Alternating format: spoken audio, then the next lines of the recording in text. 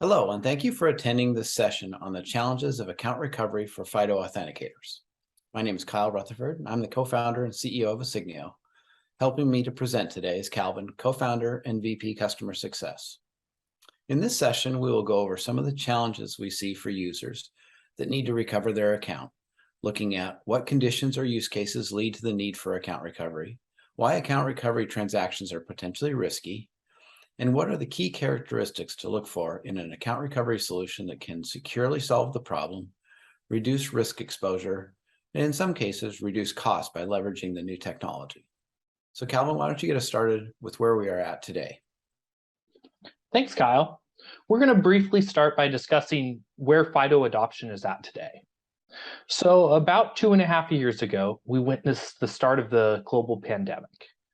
This put a spotlight on how our customers and companies were dealing with digital identity and fraud.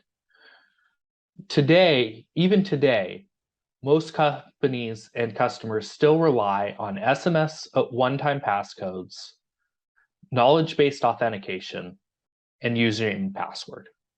These three authentication methods are not very secure and have a plethora of security challenges that are almost unsolvable. Because of that, and because customers and users needed better security, FIDO adoption has seen a large uptick. There are still some challenges with FIDO adoption, especially in the onboarding process where users have to onboard repeatedly with each new device and application. But a lot of that looks to be improving in the near future. Kyle, can you touch on how passkeys are going to help improve FIDO authentication and adoption? Sure. So I think the big thing with passkeys is that they will carry across all of a user's keys to their new devices, which will greatly enhance the user experience. Luckily, it's being supported by Microsoft, Apple, and Google. So looking forward, we see a significant improvement and likelihood that that the FIDO standards will be adopted and become the way of replacing passwords in the future. Thanks, Kyle. So a big reason that FIDO is being adopted so heavily right now is because it does provide some of the best-in-class security. Breaking into a FIDO biometric or authenticator is really challenging, and it's not really a scalable fraud solution or fraud attack. In order to break into a FIDO authenticator, you basically have to have the device. And then if the FIDO authenticator in question is a biometric, you then have to steal, either convince the biometric that you are the right person or somehow inject data. And also with FIDO, all the biometric data is stored on a protected area within the device. So that isn't a possibility of an attack method. The combination of all these things really makes it difficult to attack a FIDO biometric head-on and makes them a lot more secure. The challenge comes when a user loses their device or gets a new one. How can you go about making sure that they are still secure and that their identity stays safe? So account recovery is one of the major challenges with FIDO right now. Because attacking a FIDO biometric or a FIDO authenticator head-on is just almost not quite impossible, but very challenging, fraudsters are going to look for a weak link in the armor. And right now, that is account recovery. If the user gets a new device, because biometrics are device locked and all FIDO authentication is device locked, you can't authenticate with your biometric on the new device. And also, the fraudster is always going to say, hey, I lost my device. This is a new device. It's me. Just trust me. And that makes it so that FIDO has to figure out a method to securely and easily authenticate this new user to allow them to reestablish their identity on a new device when you don't have access to the old device.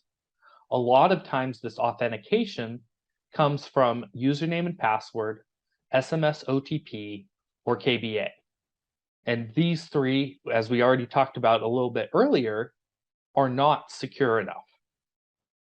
So how do you go about doing it? What are the methods that you can do to build a system that allows for strong account recovery without adding a ton of friction and on a new device?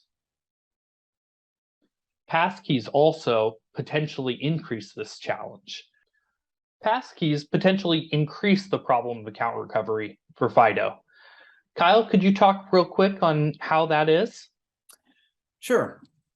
So the risk of compromise becomes greater with passkeys, mainly because all of the keys can be shared between devices. So a user that has their banking and healthcare and brokerage account passkeys on one device or multiple of their devices, if there's an account recovery or a device recovery mechanism that allows somebody else to go in and get that information, they get all of the keys at once. With the FIDO standard, you can't read the unique ID or the unique password to that, but because of the public-private key encryption, but you still can be able to get into any one of those as long as you know they have a Morgan Stanley type account or something like that. So there is definitely a risk, and I think that that's going to give the fraudsters a greater incentive to go after that type of attack, and especially probably targeting the higher value targets, similar to the SIM swap attacks that we've seen it throughout the United States and other areas in the world. And as a matter of fact, how many people are now getting more and more common to see phishing attacks specifically for your Google account and your Microsoft account or your Apple account. So those become risks that we're concerned about. Yeah, I know I've definitely seen a large increase in how many phishing attempts I get almost on a daily basis targeting those accounts. And if somebody is able to compromise your account, them being able to transfer over all your passkeys and then get into your banking or financial services or whatever accounts you have locked with FIDO definitely becomes a major concern. Thanks, Kyle. So we've talked about the challenges. So what do we think a potential solution should look like? We tend to break it down to kind of three pillars. The first is security. The second is ease of use or user experience. And the third is how easy it is to implement. So we'll touch on each of those in the next couple minutes. So first, security. We see security basically as table stakes. Without security, the whole system falls apart, and we need to be more secure than the alternatives, which right now are username, password, knowledge-based authentication, or OTPs. So we recommend that you utilize biometrics for this. Security is usually broken down into three things: something you know, something you have, and something you are. The biometrics are something you are, and unlike the other two, they have a lot more strengths.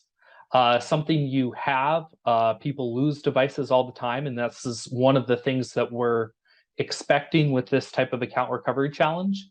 And something you know, a lot of times this refers to passwords or secret questions or KBA. You can forget what the answer to those secret questions are. It's hard to find a question that only the right person knows the answer to and that they remember the answer. So we strongly recommend biometrics. With the biometrics, we recommend storing them carefully, store them as biometric templates rather than as raw data, and then also fragment the data as well to keep it more secure. And finally, the biometrics need some liveness and resistance against fraud. Common ones that are popping up all over the place now are deepfakes and masks for face recognition and stuff like master fingerprints that work for Touch ID, and other fingerprint readers. So we recommend for strong and secure account recovery, utilize biometrics. So the next component is how the user uses it, and it has to be easy.